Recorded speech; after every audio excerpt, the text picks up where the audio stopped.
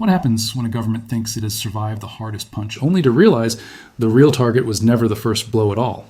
Because the most dangerous moment in any conflict is not always the opening strike. Sometimes it is the moment one side finally understands that the other side was holding back. Before we go one step deeper, do this for me in your own style. Tap, like if you want analysis without the noise. Subscribe if you want the next move before the headlines catch up. And share this with the one friend who always says, it's probably over now, right before things get bigger. The title of this video sounds dramatic, but the reason it matters is actually very simple. This is not only a story about bombs, speeches, and military threats. It is a story about pressure, real pressure. The kind that does not just damage buildings, but slowly corners choices. The kind that tells a country, you can keep fighting if you want, but the next round may hit the one thing you cannot easily replace. That is why all eyes keep coming back to Kharg Island. Not because it is large, not because it looks impressive on a map, and not because most people outside the region had ever heard of it before this war. Kharg matters because it sits at the meeting point of money, power, logistics, and pride. Reuters has reported that the island handles about 90% of Iran's oil exports, and the Associated Press has described it as the terminal through which the country exports most of its oil. In other words, when people talk about Iran's oil lifeline, this is what they mean, not an abstract idea, not a metaphor, a real island, a real terminal, a real artery. And once you understand that, the whole conflict starts to look different. A lot of people still talk about war as if it is mostly about who can throw the biggest punch. But modern pressure campaigns are often about something colder than that. They are about changing the cost of every decision your opponent makes. They are about forcing a leadership circle to ask a terrifying question again and again. Can we absorb one more round, or are we walking toward a loss we cannot undo? According to AP, this war began in late February when the United States and Israel launched a major campaign against Iran. Since then, the conflict has grown into something that reaches far beyond one set of strikes or one set of speeches. Shipping lanes, energy markets, military deployments, ceasefire talks, and political signaling have all become part of the same fight.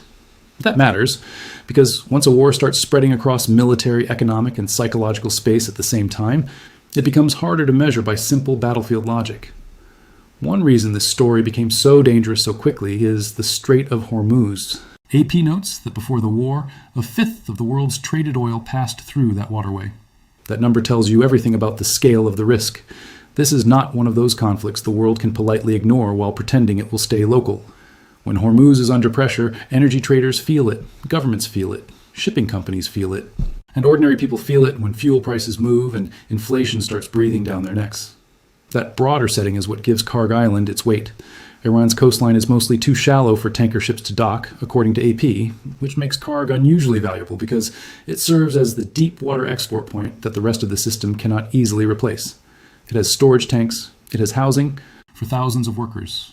It is not just a shipping site, it is an operating system, a physical machine that turns oil in the ground into money in the state's hands. So when Washington threatens Kharg, it is not threatening scenery. It is threatening throughput, revenue, budget oxygen, strategic endurance. That is where the title becomes more than click-worthy wording. The core argument is that Tehran may have believed the pressure had peaked, or that political hesitation in Washington meant the worst had passed. But then the attention shifted toward the one place that touches almost every other part of the war. And here is why that possibility is so serious. In mid-March, AP reported that Trump said, U.S. strikes had obliterated Kharg's military assets while deliberately not hitting the island's oil infrastructure. Sit with that decision for a second. Military assets destroyed, oil infrastructure spared. That is not the same as saying the island was untouchable. It is almost the opposite. It says, we can reach this place, we can break the shield around it, and we are choosing, for now, not to hit the part that generates money. That kind of restraint can be read in two completely different ways.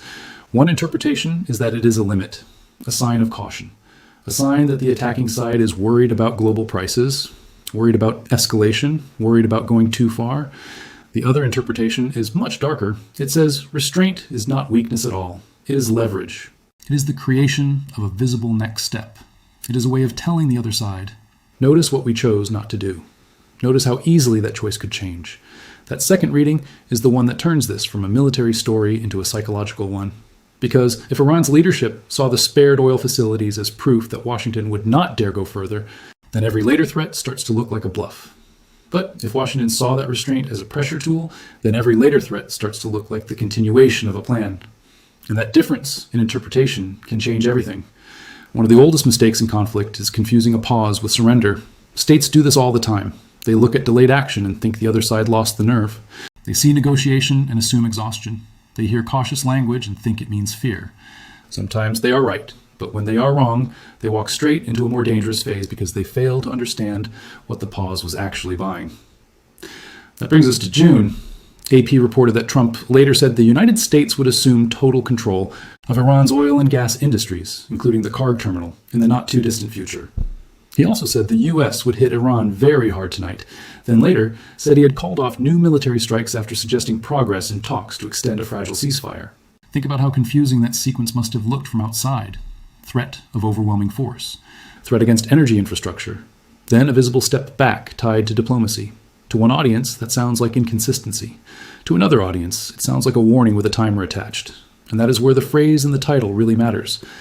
Iran thought they broke Trump. Whether that belief was literal inside decision-making rooms or simply the public story surrounding the conflict. The logic is easy to understand. If a leader threatens something huge and then pauses, the other side may decide the threat was too costly to carry out. If ceasefire talks briefly calm the situation, the regime under pressure may tell itself that its own endurance forced the pause.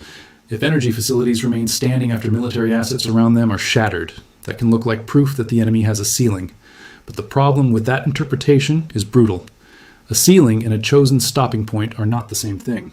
Quick temperature check. If this breakdown is giving you a clearer view, then the usual shouting match on your feed, hit subscribe now, drop a like so more people actually see long-form analysis, and send this video to someone who thinks geopolitics is just about speeches. Most of the time, it is about pressure points like this one. Now, let's talk about why Kharg is more than an economic target. Every serious pressure campaign looks for what strategists sometimes call a center of gravity.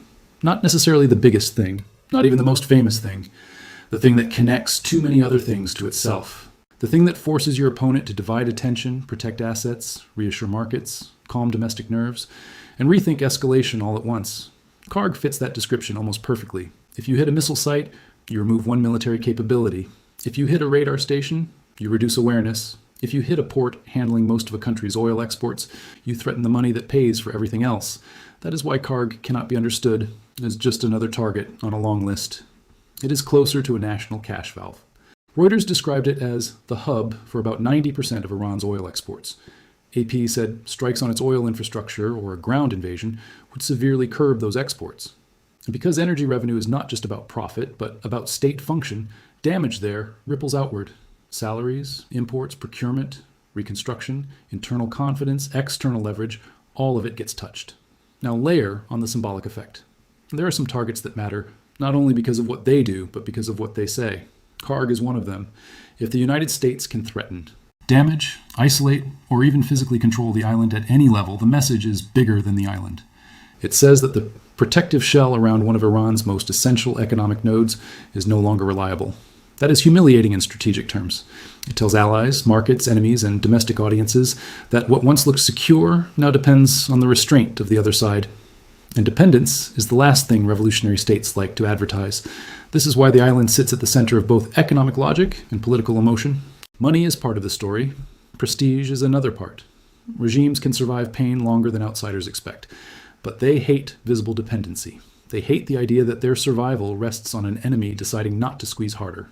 AP also points out something that makes any escalation around Kharg much more dangerous. A U.S. occupation of the island would place American troops in a fixed position only about 33 kilometers, or 21 miles, from Iran's coast. That is well within range of Iranian drones and missiles if Tehran chooses to strike, even if doing so risks damage on its own territory. This detail matters because it separates two very different conversations: the ability to take the island and the ability to hold it. People often collapse those into one simple image. They imagine a dramatic operation, some helicopters, some warships, a flag going up, a speech being made, and the story ending there. Real life is uglier. Taking a target can be fast. Holding it under threat can become a slow-burning test of political appetite, force protection, resupply, and public patience. So if Trump or his advisors truly see Kharg as leverage, they are not only weighing whether they can strike it, they are also weighing what kind of aftermath they are willing to own. Bombing part of the island is one decision. Seizing it is another. Neutralizing its function without occupying it is yet another. Each option creates a different chain of costs and reactions. This is the part a lot of commentary misses. Not every threat is meant to be carried out in the most obvious form. Sometimes the value of a threat is that it forces the target to spend resources preparing for several possible futures at once. Protect the island, disperse exports, harden nearby facilities, reassure foreign buyers, watch U.S. troop movements, watch naval traffic, watch diplomatic channels, watch domestic expectations. Once you make your rival split attention across that many fronts, you have already started changing the battlefield without firing another shot. That is why saying he targeted Iran's oil lifeline is not only about a direct hit, it is also about turning that lifeline into the focal point of national anxiety. And if that was the goal, then the campaign may have been more effective than many people first realized. Look at the broader pattern. AP reported that the destruction or loss of Kharg would deny the Iranian government a major revenue source, further weaken the economy, and undermine post-war reconstruction. At the same time, the same report warned that assaulting the island could provoke heavier retaliation against Gulf Arab infrastructure and drive oil prices even higher, threatening the world economy. That means Kharg is not just a lever against Iran, it is a lever that can shake the whole region and push pressure into global markets, which creates a brutal strategic paradox. The more important Kharg is, the more valuable it becomes as a point of pressure, but the more important it is, the more dangerous it becomes to actually destroy. That is why the March decision to spare the oil infrastructure matters so much. It suggests that whoever designed that pressure understood the difference between demonstrating reach and pulling the most destructive trigger, break the defenses, spare the revenue machine. Tell the other side the next step is optional, not impossible. That is not hesitation, that is controlled menace. And if Tehran mistook controlled menace for strategic exhaustion, then yes, the title's core idea starts to make sense. Now let's widen the lens, because wars are rarely decided by one target alone. They are decided by how several forms of pressure overlap. Kharg lives inside a larger system. There is the military system, where strikes, air defenses, naval power, and missile threats interact. There is the economic system, where exports, insurance, shipping confidence, and energy prices interact. And there is the political system, where leaders must explain both action and restraint to domestic audiences that are often impatient, scared, or angry. The reason this island matters so much is that it sits inside all three systems at once. Military planners look at it and see range, vulnerability, and operational complexity. Energy markets look at it and see supply risk. Political leaders look at it and see a bargaining chip, a red line, and a possible trap. That is why you cannot reduce this story to one headline or one speech from one day. The island is important because it creates options. It lets Washington threaten future escalation without immediately paying the full cost of that escalation. It lets Tehran claim endurance while still knowing the most painful economic strike may not have happened yet. It lets both sides operate in the uncomfortable space between total war and negotiated exit. And that space is where miscalculation becomes most likely. If one side thinks the other has blinked, it may push harder. If the other side was never blinking, it may choose a more painful move to restore deterrence. That is how conflicts jump tracks. Here is another layer people sometimes miss. The value of targeting an oil lifeline is not only immediate disruption. It is narrative control. Wars are fought in the mind almost as much as on the map. If Tehran can say, we absorbed the blows and the enemy stopped short, that becomes a story of resilience. But if Washington can say, we stopped short because we chose to, and we can revisit that choice. Whenever we want, that becomes a story of dominance. In that sense, Kharg is not only an asset, it is a sentence both sides are trying to finish in their own words. One side wants it to read, you hit us hard, but not hard enough. The other side wants it to read, we have not even used our strongest leverage yet. That fight over meaning matters because military facts alone do not settle political outcomes. Perception shapes risk-taking. Perception shapes diplomacy. Perception shapes whether a regime thinks it should compromise, hold out, retaliate, or gamble. And gambles become more tempting when leaders convince themselves they have already discovered the enemy's limit. That is why the June pause may prove more important than many of the strikes themselves. A canceled action can create false confidence if the other side misunderstands why it was canceled. AP says Trump linked the halt to possible progress in ceasefire talks. That means diplomacy was part of the decision. But if the target of the threat hears only the pause and not the reason behind it, then diplomacy can accidentally feed misreading. And that misreading can later make the next round even harsher. If this analysis is helping you slow down and see the structure underneath the headlines, here is a different kind of support. Save this video so you can come back to it when the next development hits. Subscribe if you want the follow-up the same day it breaks, and share it with somebody who wants more than hot takes. These stories move fast, but the logic behind them moves slower. Now let's deal with the hardest question in this whole story. Why not just destroy Kharg completely if it matters that much? The answer is that strategy is not the same thing as rage. Destroying the island's oil infrastructure would punish Iran, but it would also remove even more oil from world markets at a time when prices are already sensitive. AP explicitly warns that a strike there would likely drive fuel costs higher and threaten the broader global economy. So a total attack carries two kinds of consequences. It hurts Iran, but it also sends pain outward into the international system. That means the decision is not simply military, it is economic and political at a global level.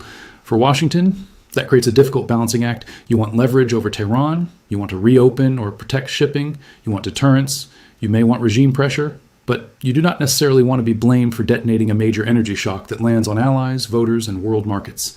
That is why Kharg is such a potent but complicated target. It is the place where the cleanest theory of pressure runs straight into the messiest reality of consequence. There is also a tactical reason to be careful.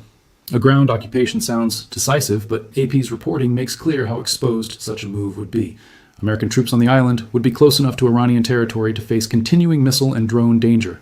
That means even a successful seizure could turn into a long demonstration of vulnerability. And once troops are static, the political stakes rise. Every incoming strike becomes a news cycle. Every casualty becomes a domestic debate. Every resupply mission becomes a test. That is why military feasibility and political sustainability are never the same question. A country can have the power to take a position and still decide the position is not worth owning. But that does not mean the threat is empty. In fact, the threat may be most useful precisely because it forces Iran to treat the island as perpetually endangered. Once the possibility exists, Tehran has to live inside it. Every tanker movement becomes more stressful. Every report of naval activity matters more. Every diplomatic pause feels temporary because the larger issue remains unresolved. This is what real leverage looks like. Not a single dramatic moment, but a constant shadow hanging over the one asset that connects warfighting to state revenue. And the shadow gets heavier when the surrounding conditions are already unstable. Remember the wider geography. Hormuz is not just Iran's concern. It is one of the most important energy choke points on the planet. AP says 1/5 of the world's traded oil passed through it before the war. If shipping confidence there breaks, it does not stay a local shipping problem. Insurance costs climb. Rerouting becomes harder. Prices move. Governments start making contingency calls. Traders start pricing in fear. Now combine that with a U.S. naval blockade on Iranian ports, which AP says has impeded Iran's efforts to export oil, mostly to China, through the strait. That means Kharg is under pressure not only from the possibility of direct attack, but from the wider campaign around maritime access itself. The island's value increases as alternative routes narrow, and the more central it becomes, the more threatening every public statement about it sounds. This is why the phrase oil lifeline is not exaggeration. A lifeline is valuable because it is hard to replace under stress. Kharg fits that description exactly. Now think about the political psychology on both sides. For Tehran, admitting how vulnerable Kharg is would be dangerous. It could spook markets, worry domestic audiences, and suggest that the state's most critical export node sits under enemy discretion. So the incentive is to project control, endurance, and defiance. For Washington, especially for Trump's style of public pressure, the incentive is different. The point is to make the threat visible, repeat it, personalize it, and turn it into a question mark hanging over the other side's future. The more uncertainty you create around the island, the more you shape calculations without necessarily having to pull the trigger immediately. This is why public language matters so much. When Trump talks about assuming control of Iran's energy infrastructure, the point is not only literal planning. The point is to redefine the psychological map. To make Tehran think beyond the next strike and start worrying about the survivability of the system underneath the war. And once that worry takes root, every silence becomes loud, every pause becomes suspicious, every movement of ships or aircraft becomes a possible preface. This is how pressure changes behavior before it changes territory. Now, does that mean Iran truly believed it had broken Trump? We should be careful there. We do not have a verified window into every internal assessment. But we do know this. When a threatened action pauses, when military strikes spare the most economically vital node, and when ceasefire talks appear to slow momentum, it is easy for a pressured state to build a story of successful resistance. That story can become politically useful. It can calm supporters, it can justify continued risk, and if repeated long enough, it can harden into belief. The danger comes when belief outruns reality, because reality in this case is harsh. Kharg was shown to be reachable. Its protective military assets were shown to be vulnerable. Its economic role was shown publicly and repeatedly to be central. Its future was tied directly to the behavior of shipping lanes and the outcome of negotiations. That does not describe a secure asset. It describes a pressured one. And once an asset becomes the centerpiece of a coercive strategy, every week that passes without resolution can make the final decision feel more dramatic when it comes.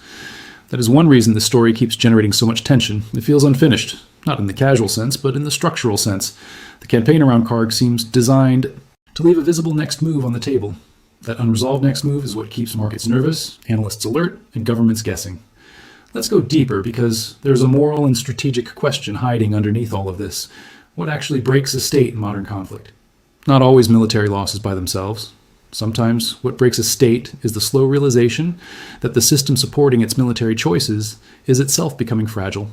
That can mean factories, ports, grids, finance, or political legitimacy. In Iran's case, Kharg matters because it links war to revenue. If war continues while revenue becomes more uncertain, then every future decision gets heavier. Can we keep funding this pace? Can we replace what is lost? Can we reassure buyers? Can we prevent panic? Can we keep domestic confidence from cracking if the world sees our most important export terminal hanging under threat? Those questions are strategic explosives. They do not go off all at once, but once they are planted, leaders must carry them into every meeting. That is why even the threat of targeting Kharg may be more valuable than many direct strikes elsewhere. Missile sites matter, air defenses matter, bases matter. But a government can often narrate those as wartime losses. A threatened national revenue artery is harder to narrate away because everyone understands what money means to staying power. If you have made it this far, do one more quick thing before we hit the final stretch. Leave a like if you want more breakdowns that connect military action to economic strategy. Subscribe if you want the next chapter before the recap channels catch up. And share this with one person who follows oil, markets, or the Middle East. This is one of those stories where all three worlds collide. So where does that leave us now? It leaves us with three competing realities, all true at the same time. First, Kharg is too important to ignore. Second, Kharg is too dangerous to treat casually. Third, Kharg is too central to this war's logic to stay merely symbolic forever. That third point is the one I keep coming back to. If you build a campaign around visible leverage, you eventually face a decision. Either the leverage produces meaningful concessions, or the side applying the pressure has to decide whether it is willing to escalate and prove the threat was real. If it never does, the threat weakens. If it does, the costs explode. This is the trap of coercive strategy. It can look elegant on paper and brutal in execution, especially when the target under pressure convinces itself that the coercer will stop short. That is why the title matters so much. Iran thought. They broke Trump is really shorthand for a larger pattern in international conflict. One side interprets delay as weakness. The other side interprets delay as calculation, and both sides move toward a collision made worse by opposite readings of the same events. We have seen versions of this pattern before in other crises. Leaders talk tough. Strikes happen. Lines are crossed. Then a pause comes. The world breathes. Commentators say the danger passed. But inside war rooms, the pause may simply be the moment when planners ask a different question. Not should we respond, but where should the next pressure point land if this keeps going? In this case, the answer keeps circling back to the same island, not because it is easy, because it matters, and because it matters in a way that changes the scale of the conflict. If Kharg were heavily damaged or physically taken, the consequences would run in several directions at once. Iran would lose a huge export engine. The government would face greater economic strain. Regional retaliation could spread toward Gulf infrastructure. Global oil markets could absorb a fresh shock. The United States would gain immediate leverage, but also greater responsibility for whatever followed. That is a lot of strategic weight sitting on one island. This is why commentators who describe the situation as if it were only about one more round of airstrikes are missing the deeper issue. The real question is not merely whether more bombs fall. The real question is whether the conflict stays in the current zone of controlled pressure or crosses into direct action against the economic spine of the Iranian system. And that is a very different threshold. Another thing worth noticing is that Kharg gives Washington a way to talk to several audiences at once. To Tehran, it says, your revenue is vulnerable. To allies, it says, we are targeting leverage, not acting blindly.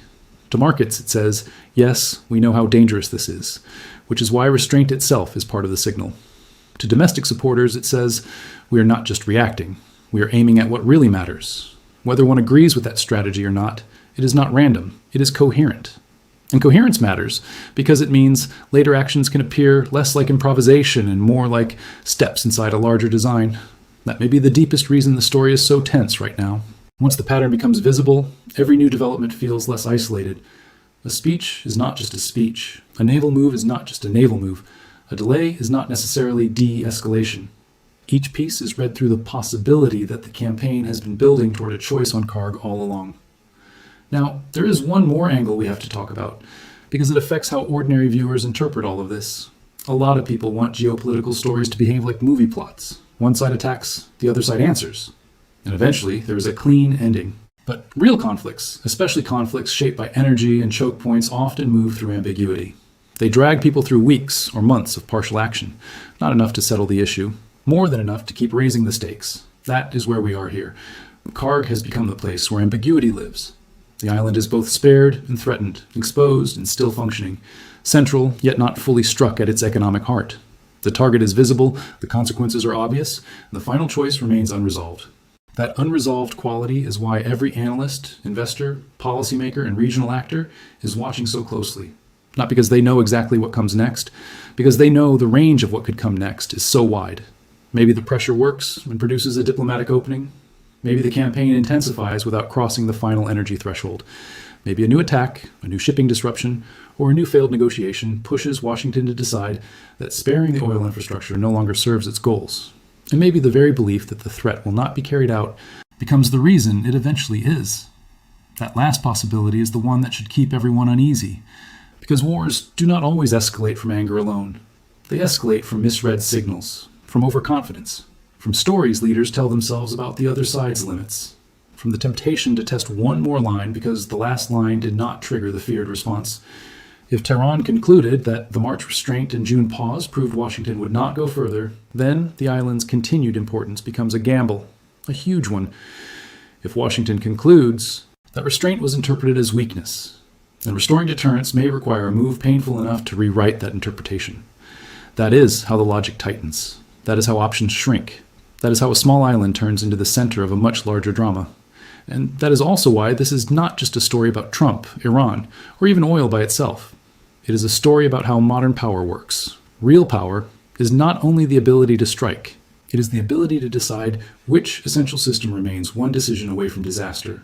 It is the ability to make your opponent wake up every morning, knowing the thing they most need is also the thing you have most visibly spared. That kind of pressure gets inside the mind. It changes meetings, it changes bargaining, it changes risk appetite, it changes the meaning of every new day that passes without settlement. So here is the bottom line.